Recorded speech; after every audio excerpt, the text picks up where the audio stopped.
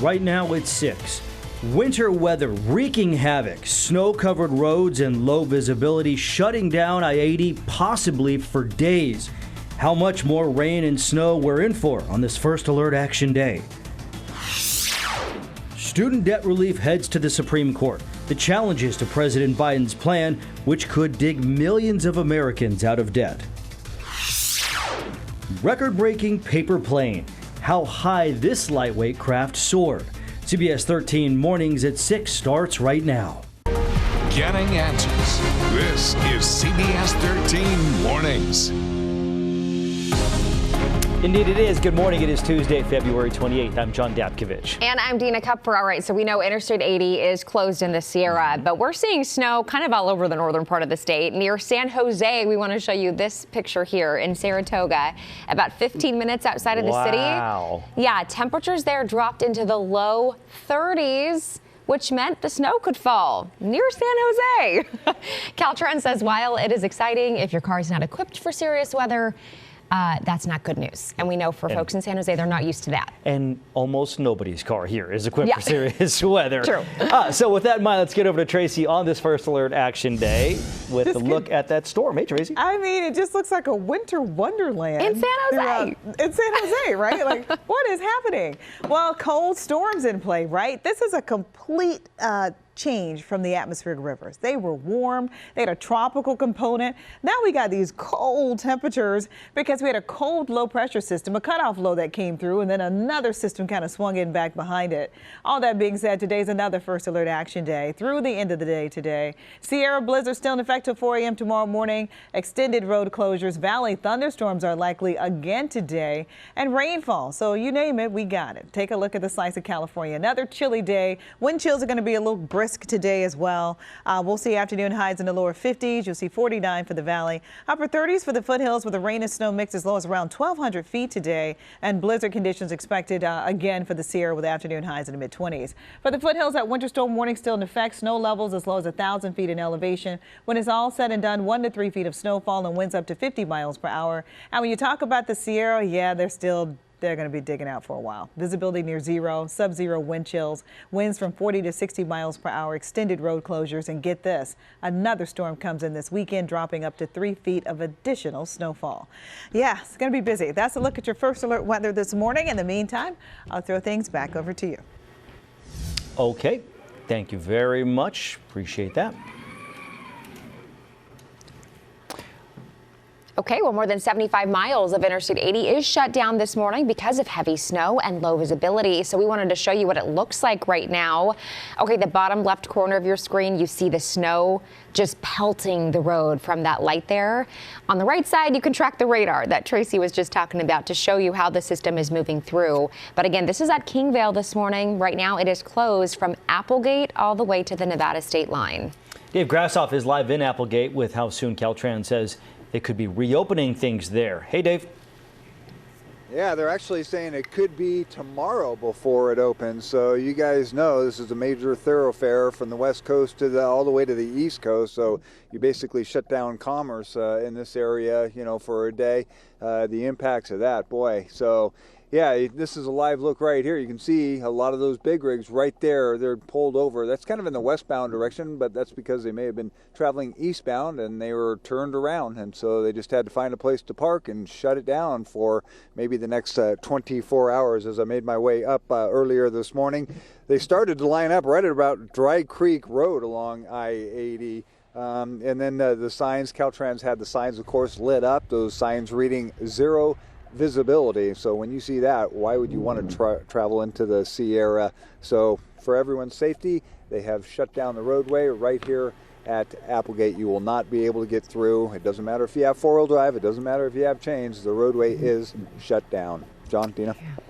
Okay, that is good to know, Dave. Thank you. Highway 50, though, is still open to drivers, or I should say back open to drivers, after Caltrans did avalanche control work, shutting it down for several hours yesterday. Yeah, so we have Sakra Gray live along Highway 50 in Pollock Pines. And again, chain controls are still in effect there. And Sakra, if 80 is closed, I can only imagine how busy 50 is going to be today.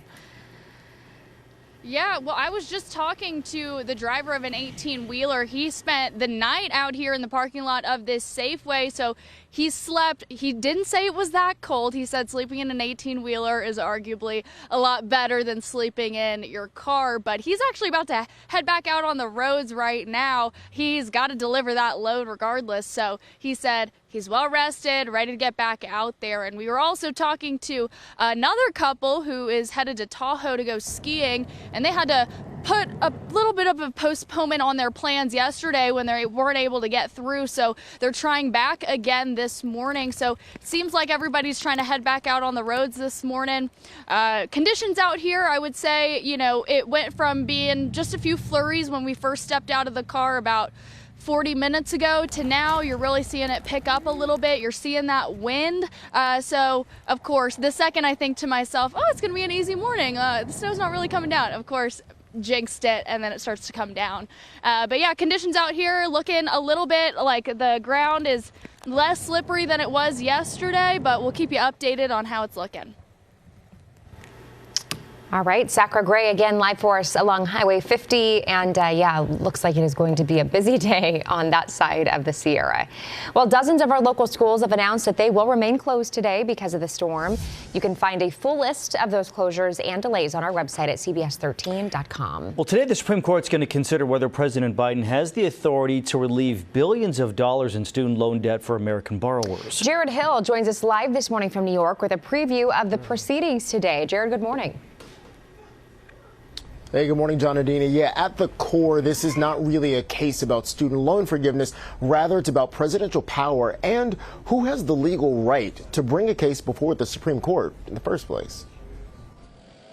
Today, the Supreme Court will hear arguments on two challenges to the Biden administration's federal student debt relief plan. An entire generation is now saddled with unsustainable debt. President Biden announced the program back in August, making good on a campaign promise. It offers $20,000 for Pell Grant recipients and $10,000 for other federal student loan borrowers who make less than $125,000 a year. According to the White House, more than 26 million Americans submitted applications. 16 million of them were approved before lower courts paused the program. The Congressional Budget Office says the plan, which has been widely criticized by Republicans, would cost almost $500 billion. I think the legal justification for it is highly questionable. This morning, the 9 justices will hear a challenge from 6 Republican states who say the president's plan is a, quote, breathtaking and transformative exercise of power, and another from 2 borrowers, one who doesn't qualify for the program and the other who's only eligible for partial relief. The justices will be considering whether both the states and the individuals even have the legal authority to sue to challenge the plans, as well as whether the Biden administration has its legal authority to forgive student loans. We're confident in our legal authority. We're going to see what the Supreme Court decides. A decision is expected by early summer. So the administration also enacted a moratorium on federal student loan payments, all of them, during the pandemic. President Biden said that will end either 60 days after the court's decision or 60 days after June 30th, whichever one of those comes first. Guys, back to you.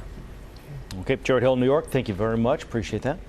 And closer to home now in your regional headlines, an arrest in a 40-year-old cold case in Solano County. The sheriff's office arrested 76-year-old Herman Hobbs for the shooting death of 21-year-old Holly Campiglia back in 1980. Authorities say new DNA analysis connected him to the crime.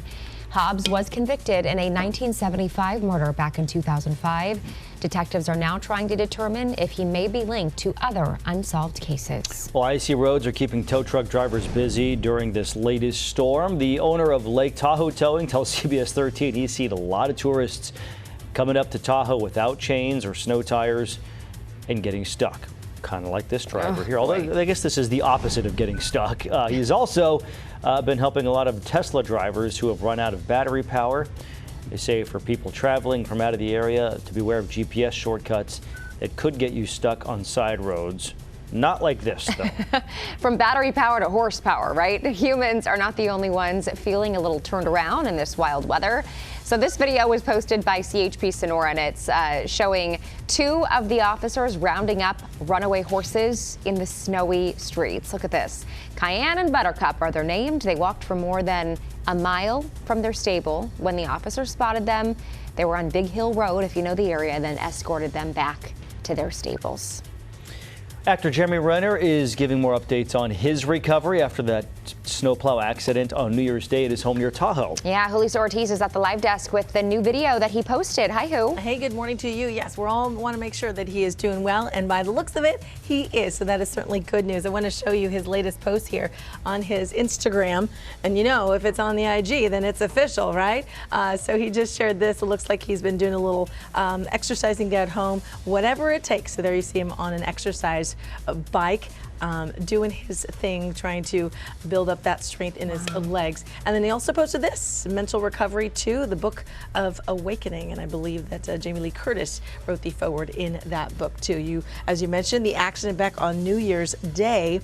Renner, he's still recovering from that. He had 2 surgeries after that snowplow incident. The actor was clearing snow from a private driveway to help family members leave his house after gathering for the holidays when that accident happened. So glad to see that he is recovering and doing well.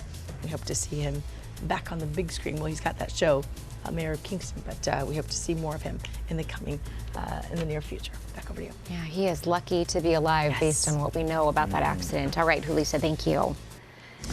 Okay, it is 6:09 on this first alert action day. We got snow, Tracy. Yeah, we got snow. We got rounds of snow. We got really strong winds. We're looking at a blizzard warning in effect, winter storm warning in effect for parts of the hills. And we also still have quite a bit of rainfall to go for parts of the valley floor. And it's cold outside. So you name it, we got it. That's why today is indeed another first alert action day through your Tuesday. Sierra blizzard warning in effect to 4 a.m. tomorrow morning. Extended road closures, valley thunderstorms are likely again today. And of course, we got rainfall coming in with a couple different frontal boundaries. Here's a look at your futurecast. So rainfall coming in around 6 o'clock in the morning, starting to pick up in intensity as a warm front moves through the valley floor. Should have cleared the valley floor around 10 to 11 o'clock in the morning. You'll have a little break in the action. I'm not going to rule out a few breaks of sunshine. And then a cold front comes in. This one comes in around 2 o'clock in the afternoon, and it's going to move through the valley floor as well. Now, once the cold front comes through, we should start to see some improving conditions, and Wednesday should be a nice day. Cold, but a nice day, as most so that rain and snow will have exited the region. Now for your snowfall forecast, here's a look at how much we're expecting by Wednesday morning. 4 to 7 feet in some of the hardest hit spots coming in for the Sierra.